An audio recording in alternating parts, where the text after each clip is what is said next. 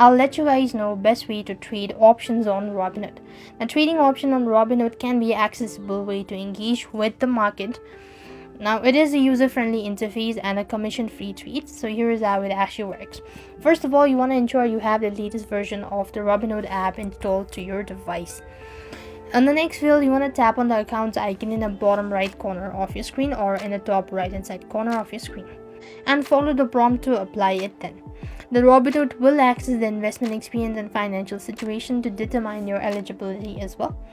As you do it so, then you have to understand option basic as well. Now, options are contract that gives you the right but not the all obligations to buy or sell an underlying asset to predetermine price before a specific date as well.